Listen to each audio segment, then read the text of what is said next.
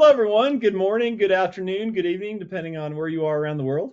My name is Nick Rendell with Technical Toolboxes, and this is the second installment of our series around training with what we are calling quick technical talks, which are intended to be bite-sized topics that you can learn about, get some direct feedback from one of our many subject matter experts, and be on with your day. Today's topic is on horizontal directional drilling, and we have David Willoughby speaking on behalf of Technical Toolboxes. I will let David introduce himself as well, but just know you all are in great shape with what he has to offer. So with that, I'll hand it over to David. Thank you, Nick. I'd like to welcome everybody to today's quick technical talk. My name is David Willoughby. Been doing directional drilling for over 40 years now, so a lot of experience with it. Give you my email address and my cell phone. After the class, you have a chance to ask questions. If there's a question that doesn't get answered and you need to reach out to me, feel free to reach out to me. Now, today we're doing a quick tech talk on horizontal directional drilling. I'll go through some of the basics of it and then introduce you to the equipment a little bit and to some of the tracking and surveying equipment that we use for steering during directional drilling. Now, HDD is one of the alternative construction methods that's came up the past few decades for going under those obstacles that are hard to cross by our traditional construction methods. A lot easier than trench construction and things like that. It's probably the fastest growing of all the what we call the trenchless industry. Now, there's a lot of trenchless techniques out there besides horizontal directional drilling, but again, it's probably the fastest growing in the pipeline world. Experienced rapid growth over the last few decades. So the first drill I was involved in was the late 1980s, and didn't really start drilling a lot of them until in the late 90s. And of course, now they're everyday occurrence, and it's grown in popularity, and a lot of benefits to that. One, you get a lot more contractors who have done it and are experienced. Back in the 1990s, when we would do a horizontal directional drill, we were lucky to get more than one or two contractors that were even willing to consider doing it. Today, there are quite a number of them. The equipment has progressed a lot because there's money involved, and when there's money, there's R&D. And again, we still get a lot of our technology from the oil fields. And as they continue to come up with new methods for drilling in the soil and steering in the oil fields, a lot of that technology bleeds over into the horizontal directional drilling. Now, again, it is a big improvement over those traditional cut and cover methods when we're going under any obstacle that's hard to cross with that method. Now, most of the time, when we start out doing this, most of the drills are under large water bodies, rivers, coastal drills, things of that nature. Then we transition to crossing under a lot of roads. Now we do a lot under interstate highways and landscaped areas, environmentally sensitive areas.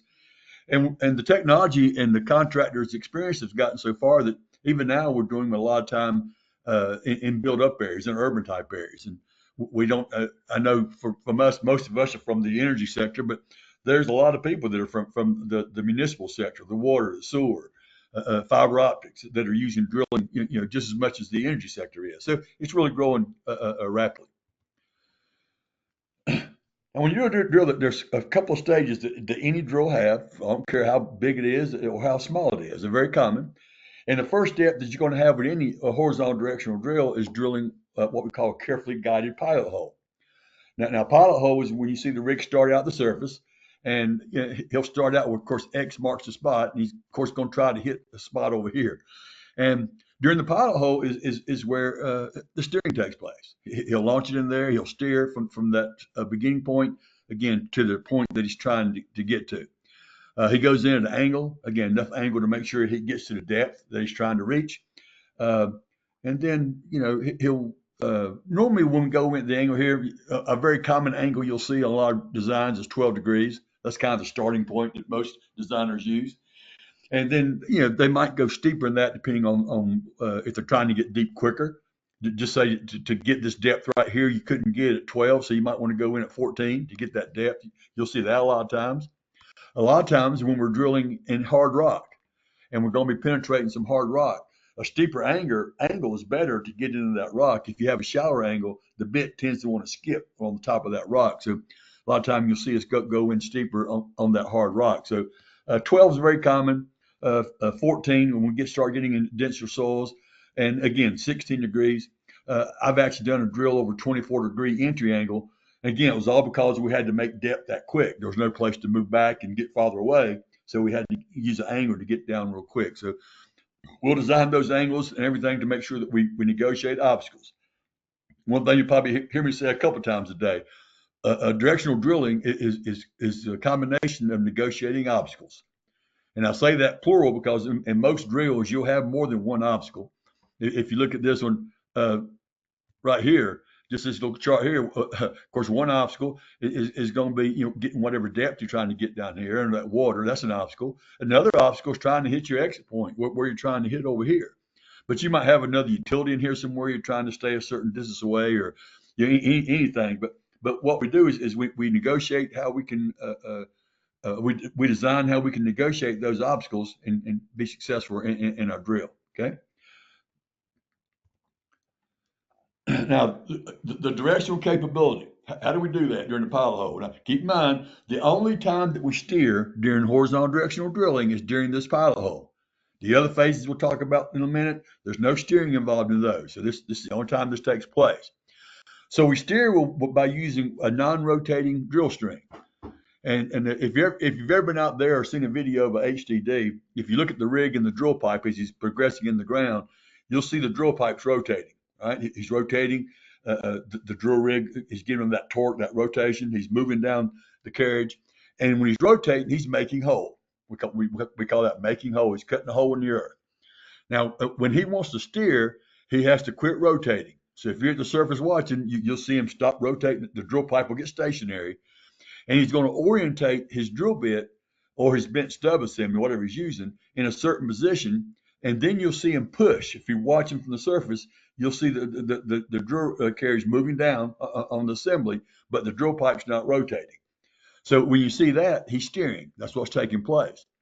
And the way he steers depends on what kind of equipment he's using. If he's using a spade bit, and we'll talk about equipment here in just a little bit, but if he's using like a spade bit, if he orientates this slant spade bit here, and then he pushes without rotating, what happens is the soil, the passive resistance of the soil will push that bit down, and he'll go down in the direction that he wants to steer.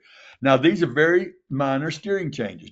Don't think of steering in a drill like bending a pipe or doing a PI on a trench construction. He might make 1-2 degrees per drill rod. Okay, so these are very minor changes. They're not PIs. That he inclines it and will bend off in any direction he wants to go into. So again, it's always non-rotating drill string and using that asymmetrical leading edge or bent assembly. Now this is the bent assembly right here. If you're using a cone bit, this is a spade bit. So, but if you're using a cone bit where you don't have that, then we'll use what we call a bent stub. And the same concept, we'll orientate that bent stub so that the bit's pointing out in the direction we want to go. So if you look right here on this one right here, he'd be going down a little bit. If you look at the one down here, he's steering up a little bit. Okay, but the same concept. He would push without rotating till he made that little change, and then he would start rotating again and making hole again. Now, once we come out the surface, we're a pilot hole, and the next phase is the reaming phase. Now, reaming is nothing more than enlarging the hole to a big enough size that we can pull the product pipe through it. Okay, so if you look down here at this illustration down here, you can see this was the size of the hole when you did the pilot hole. And of course, now you got a reamer and you're cutting a larger hole to do that. And we'll ream the hole to whatever size we need it to go to. Now, a very common rule you'll hear people use is 1.5 times the outside diameter of the product pipe. Now, that's not a bad rule, but it doesn't always apply. And I show you down here some things to be cautious of. What we're looking for with that size of that ringed hole is we got to have enough angler space to be able to get those cuttings out of that hole. That's basically what we're trying to do. The cutting tool, the reaming tool, is cutting up soil, and we need enough angler space for the mud to carry those cuttings up out of that hole.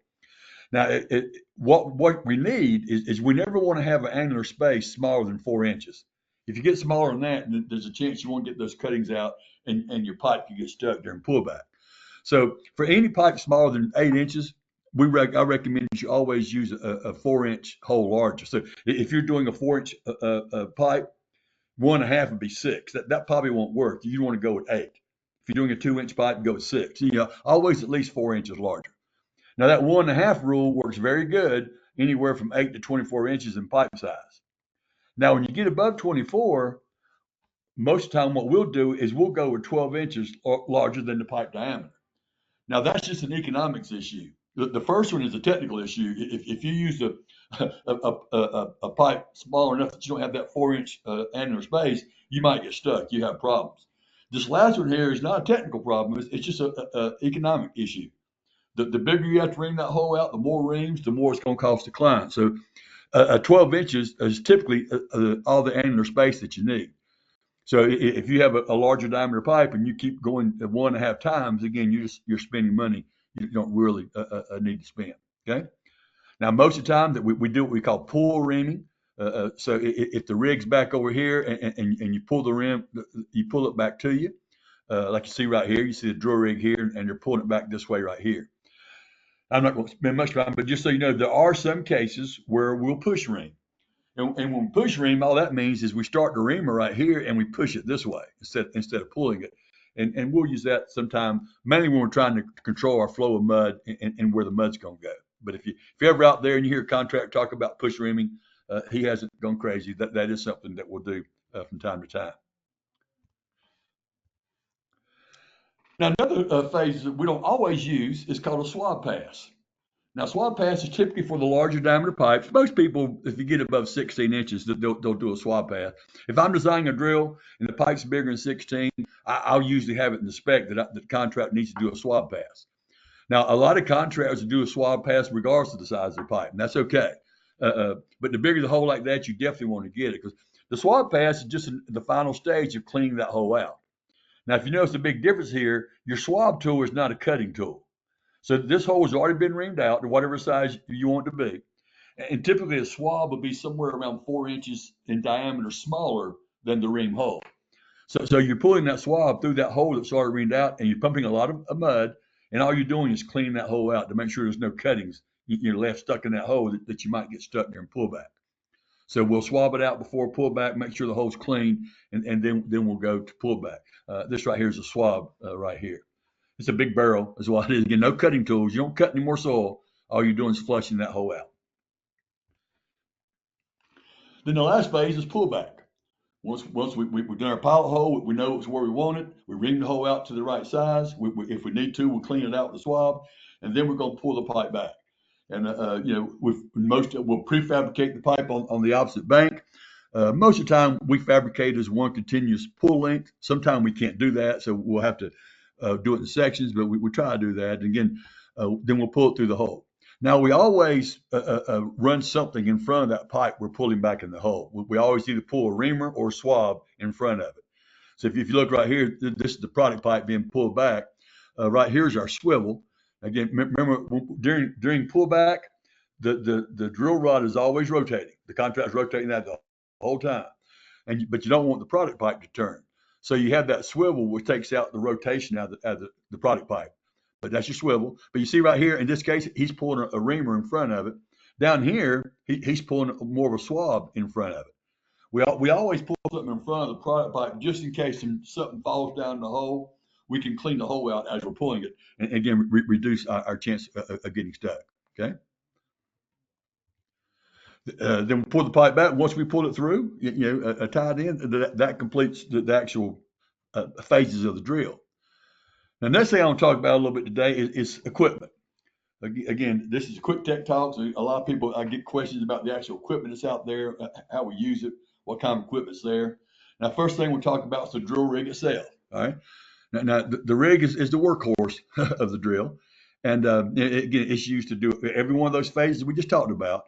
It gives us the torque. It gives us the thrust. It provides the pullback to the drill string. And they come in, again, different sizes depending on how much load it's going to have to work against. Now, regardless of the size of the rig, how small or how big, they all come with the same components. They all do the same thing. They're all going to provide that thrust, torque, and pull back to the drill string. Again, just the smaller rigs have their purpose in smaller drills. Of course, the bigger, the more complex the drill is going to get.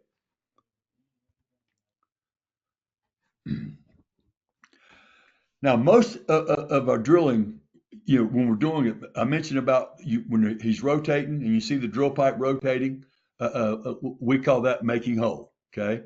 So when the drill string's being rotated and it's being advanced into the borehole, it's making hole. Now, when we do that, rotation reduces that drag friction on the drill string.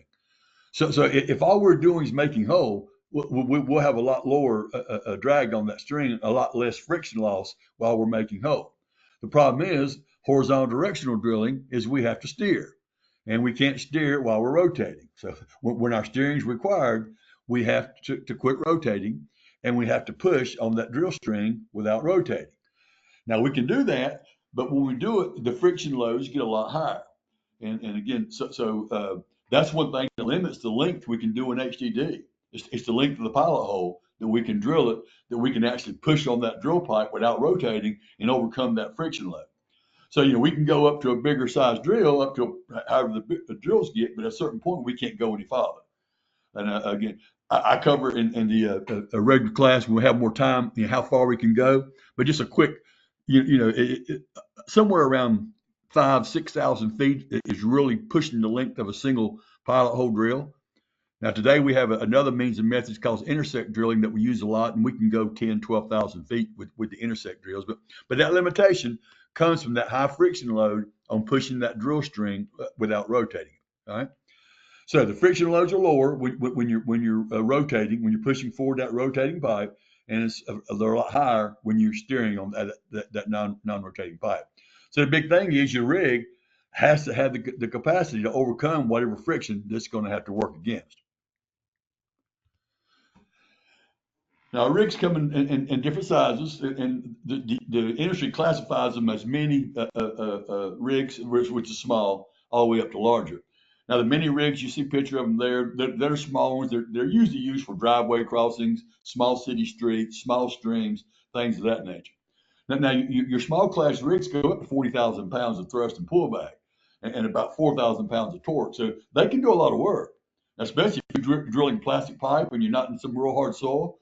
I've done drill over 1,000 foot long with a small class rig before. So don't rule them out, but they do have limitations. And you never use one of these if you're drilling in rock, because again, they won't give you the thrust and the torque you need to be able to get through that rock. Now, most of them today are on tracks. You see the tracks down here. Most of the drill rod for these comes in what we call a magazine or a cartridge. You see it right there. And that magazine will be loaded full of drill pipe. But on a small rig, usually it's like 10-foot long drill pipe. And they'll empty that magazine. Once it's empty, they just take the cartridge off, put another one in there full of pipe, and go through the process again. So a very, very, very condensed, efficient unit. Next size up is the mid-size rig or the middle class. And this is a big range. It goes from 40,000 up to about 100,000. And again, this is probably used more than any other class of rig, this range here, because they fit so many applications. But again, you can see the cartridge on this one too. This right here is the anchor. So all your drill rigs will have anchors where they can anchor the rig into the ground, because when they're putting that thrust or that pull load, whatever you're using against that rig, it needs to stay stationary. So again, these are normally somewhere between 40 and 100,000 pounds. Now these can handle relatively soft rock and hard soils with this class of rig. Then the next, of course, the maxi or the big rigs. That's for either the longer crossings, the bigger pipe you're going to be pulling in. Anything that increases the pull loads or the required torque or thrust, you'll go to a bigger rig. So sometimes it'll be the size of the pipe they'll drive it. Sometimes it'll be the soil conditions. You might be in real hard rock or shale. Sometimes it'll be the length of the drill that might cause you to go to it. But the big ones, that's 100,000 up.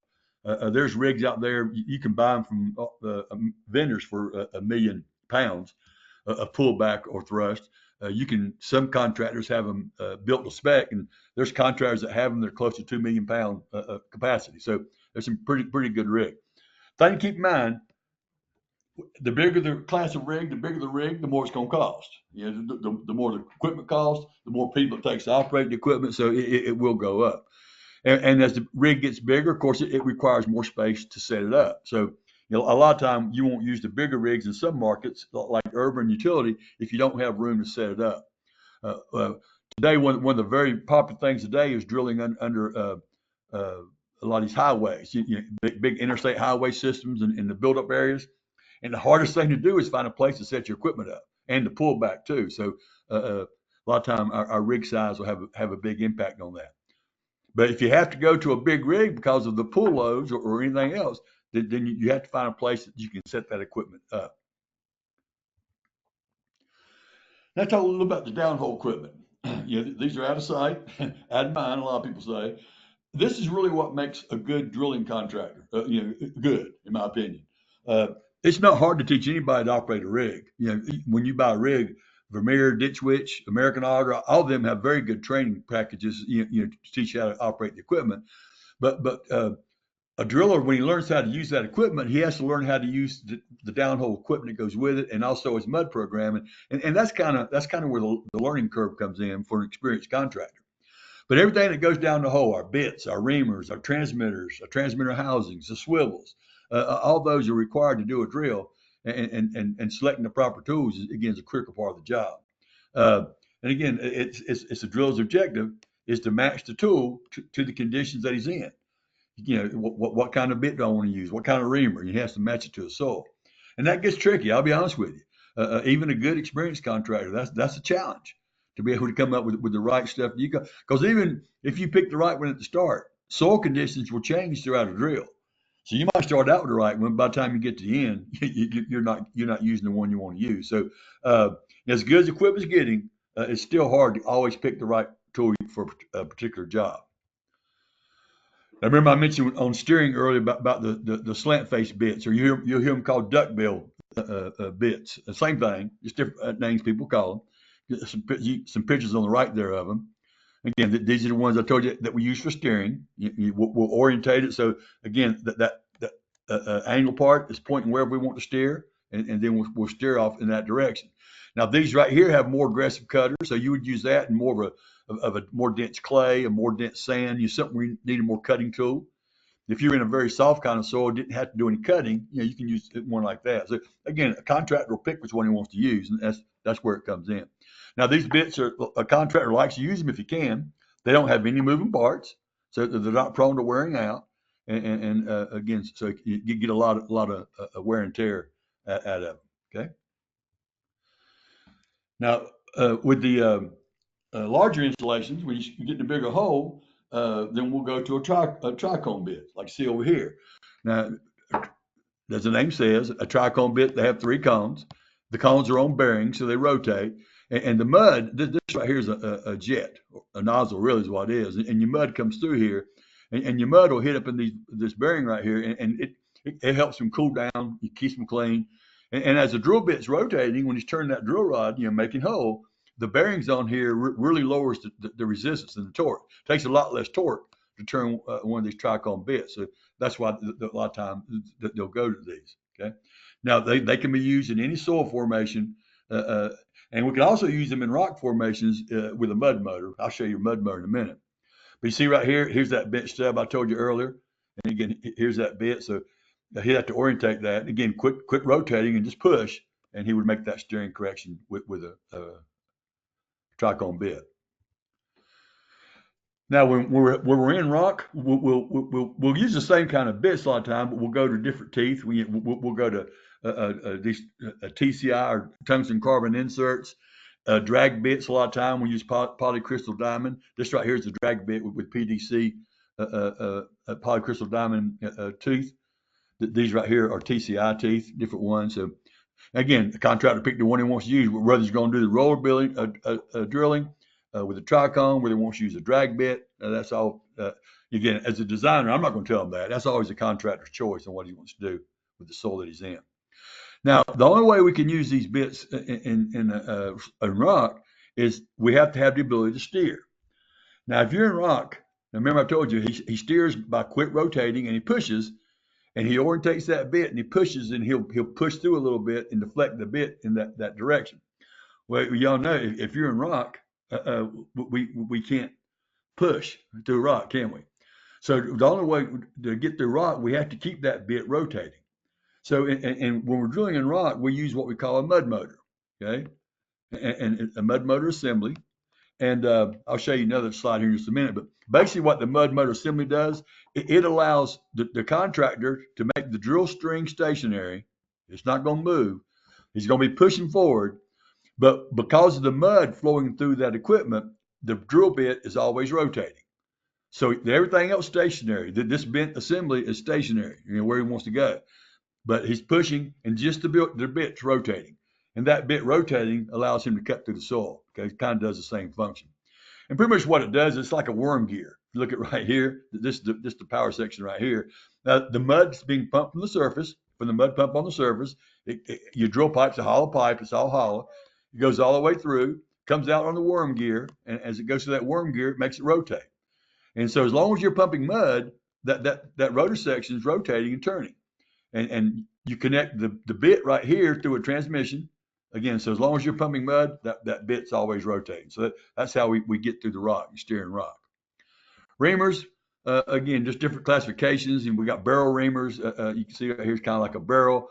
We got blade reamers, and we got mixing reamers. All these are different combinations of them. Again, a contractor's got to pick the one based on the soil conditions that he's in. Again, a lot of time he'll have to pick a trip out, change reamers, and go in with a different one. Okay. And then same thing, we're in rock. We can't use those regular reamers in rock because all you'll do is twist them off and twist the drill rod off because the torque will get so high is what happens. So when we're reaming in rock, we use what we call a hole opener. Now these are all hole openers, and you can see that they look like a cone bit, and the same kind of construction.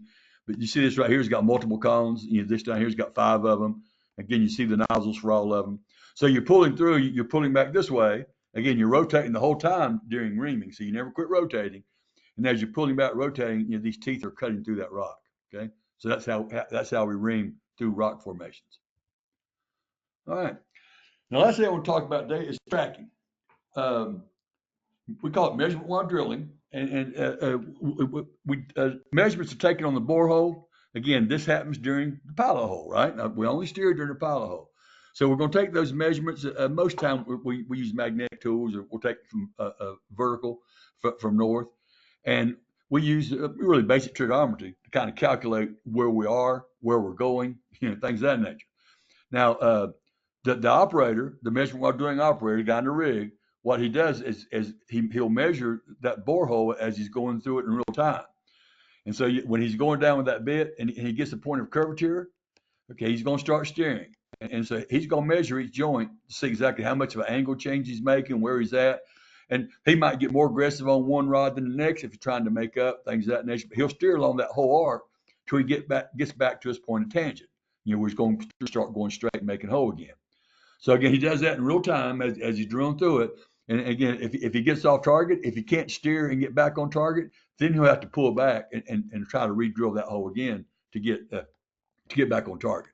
Okay, so we call that measurement while drilling and making a real-time corrections from that during the pilot hole. Now we'll monitor that during the pilot hole, and again take those readings as close to the drill bit as possible.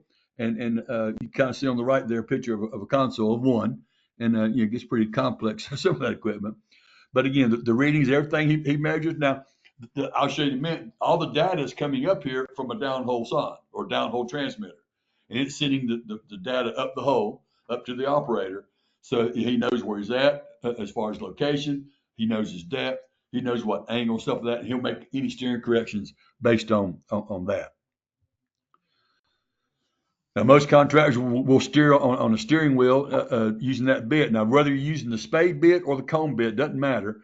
But he'll if you're using the spade bit, you're thinking about the bit. If you're using the bent stub, then you're talking about the position of the bent stub. And some of them will drill with a clock face. Some of them will drill with degrees. The same thing. It's just whatever they record it and call it. So you see right here, 12 o'clock. You see that red dot? That means that drill bit's pointing at 12 o'clock. So if he pushes without rotating, he's going to steer up.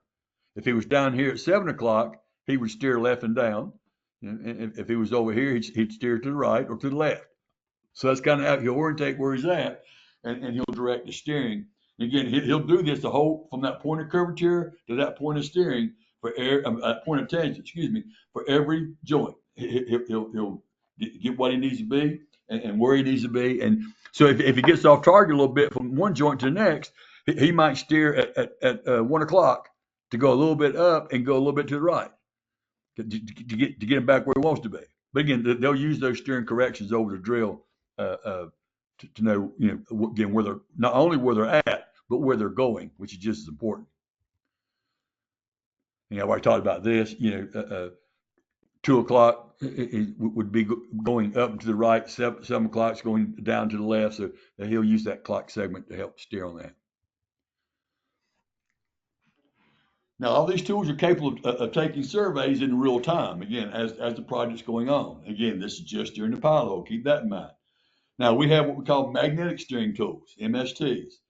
All the magnetic tools use accelerometers and magnetometers, and they measure the inclination and the azimuth of your drill pipe down there, or of the bit, is what they're measuring. And again, they're measured to either magnetic north or to some artificial magnetic field, is what they're measuring to. Now, the two most common magnetic systems are the walkover locating system and the wireline system. We'll look at both of them here in just a minute. Both of them work best in an interference-free environment. Remember, the magnetic tools steer off that magnetic signal that's coming up. Anything out there that's electric can have its own magnetic field and can cause interference. So you have to be careful with that when you're using the magnetic tools. Now, the other tool we have out there is called the gyro steering tool, gyroscope. Now, these use gyroscopes, and again, they're completely independent of the need to sense magnetic north on the Earth. And by that, they're not affected by any magnetic disturbances. So if you're in an area that has a lot of magnetic interference, you might want to consider a gyro tool. Now, the one that's used most often is the walkover. It's the cheapest to buy, easier for you to teach one of your people to operate it, easier to operate. So for most of your drills, that's what you'll see people use. And as the name implies, somebody has to walk over the top of the drill. And this operator right here is walking over. This is the receiver right here. And what he's doing, this down here is your sign down the hole. Here's your drill bit. This right here is the transmitter housing. So it's sending up a signal. And he's a magnetic signal, and he's picking that up right here with the receiver. And when he picks it up, this is the console. He can read it right here. And by the way, it's also sending it back to the drill cab by Bluetooth technology usually, and it's sending it back to the cab. So that's where he sees all the information, all the data, that he's receiving. So typically for a walkover, you have the person using it, you have the receiver, and of course you'll have your downhole sign sending the data up. Here's just one picture of one walkover. This is one of the new ones that are very popular out there today. Digitrack 5. Again, here's the receiver right here. Now, again, you charge your batteries. Big thing is this right here. The newer ones, see all the different transmitters they have to select from? So that really helps the contractor overcome interference issues. Because as long as he can get a transmitter that's a different frequency or stronger, he can overcome a lot of the interference issues that might be out there. And again, here's your remote display. This right here is a magnetic base, and it'll be sitting in the actual drilling cab. And you see right here, here's what the person walking over is looking at, and the person in the rig is looking at the same thing right there. Okay. Now, two methods of wireline steering: magnetic and gyro. Okay, so we'll look at those a little bit. Again, you don't have a gyro walkover. All your walkover systems are magnetic. So now for your wireline steering, you have a magnetic or a gyro. Now, a lot of people think gyro is the newest, best thing that's out there. And a lot of people think it's the tool of choice in the drilling business, especially even the oil fields. And let me clear up facts on that. One, it's not new. Gyro's been around for a long time. And even in the oil field, the tool of choice is still the magnetic steering tool. If you go to the oil fields, when they're drilling their vertical wells, they'll have their cased holes down through there. Well, you can't use the magnetic tool in that cased hole because it'll block the signal off. So a lot in the oil field, they went to using gyros and through all the casing. But once they get out of the casing or go back out into the earth, most of them will go back to your magnetic tools because they're more accurate, really. So a magnetic steering tool also can utilize what we call a surface tracking system, which makes them a lot more accurate. And a gyro tool cannot use that surface tracking system.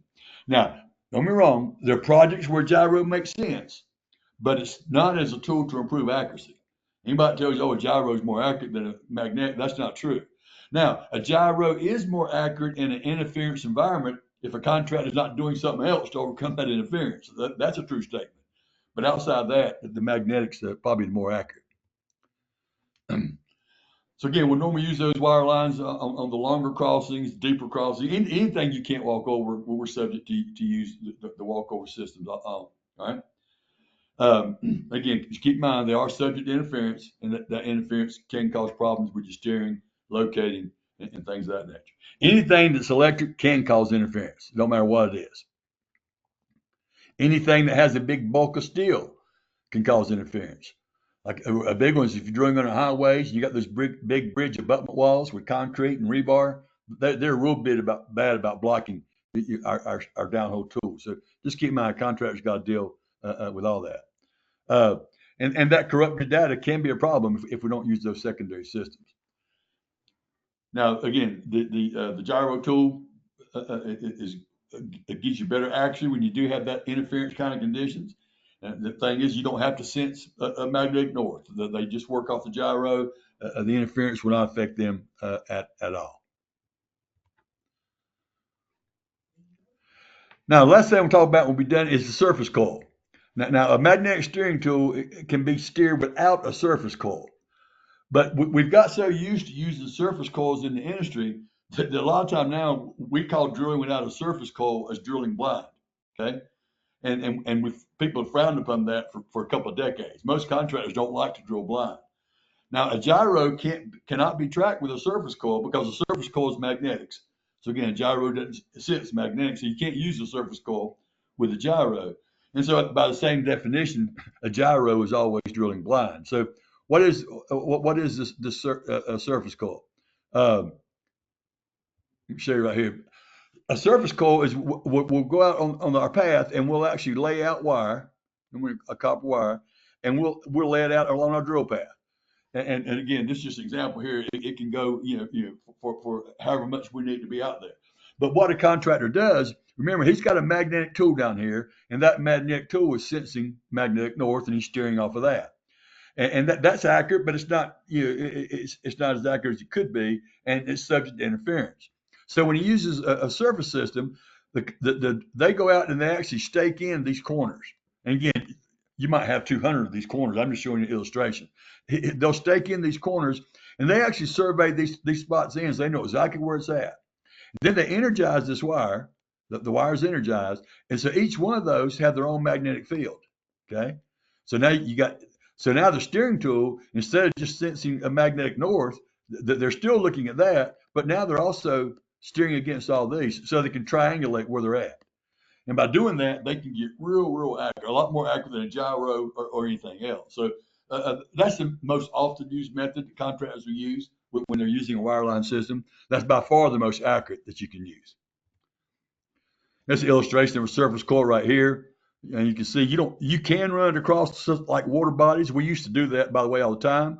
But we've gotten smarter over the years as we do it. And we found out if we just stop right there and we triangulate here and here and here and here, even when he's crossing that water, we can still get a good shot. So most time now, we won't run that wire out across the water.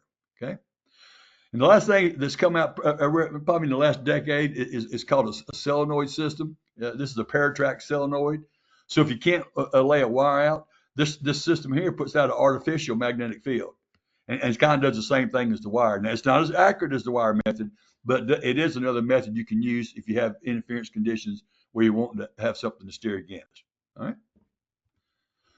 All right, Nick, you want to take it from here? Hey, thanks a lot, David. All right, folks, just a couple more items, then we're going to get to questions at the end. First off, if you enjoyed today's presentation with David, we're going to have another presentation with him on October 9th, specifically covering frac out analysis in horizontal directional drilling.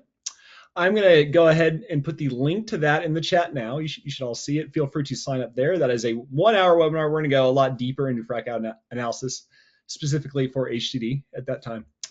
And if you really enjoyed this presentation with David, we do have an offering called the Training Hub Premium Pass, which you can see on the screen here.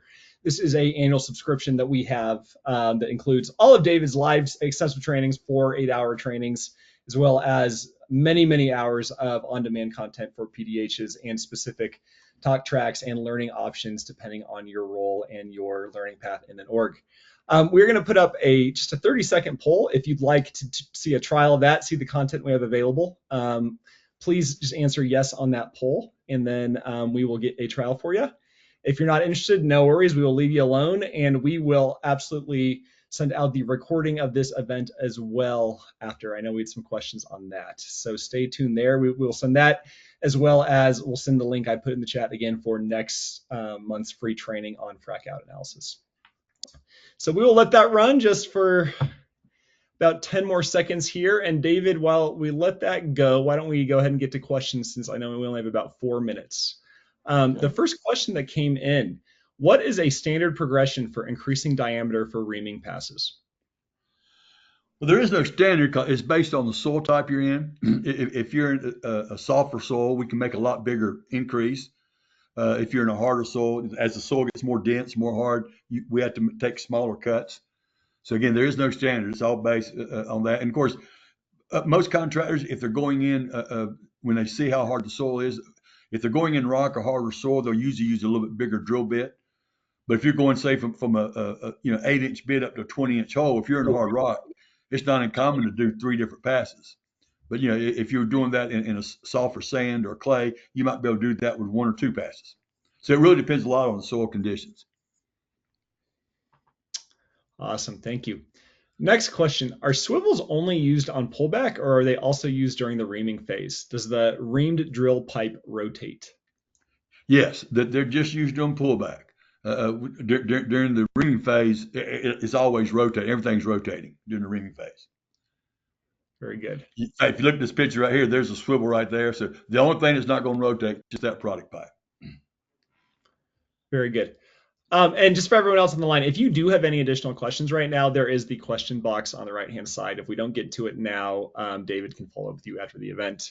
Okay, next question. Is it possible to make a HDD between points with significant vertical difference, such as 100 to 200 feet? Yes, it is possible. And you're talking about you're talking about your pits. If you got one pit over here, and so you got your rig up here at this pit, and you got another pit down here where you're going to do your pull. So I think he's talking about if there's like a difference here. And you can do it. I've done it probably as much as 300-foot difference. Now, the closer they are together, the better off you are. As you get that, you get a higher risk. And it goes back to, though, the soil conditions. Some soil conditions is not a big problem.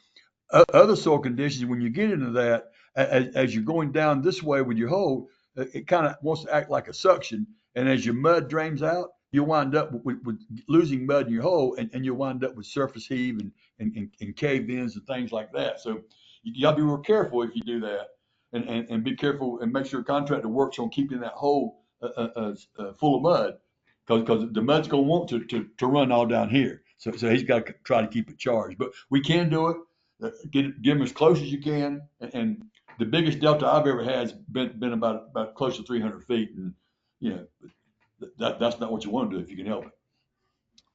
Awesome. Okay.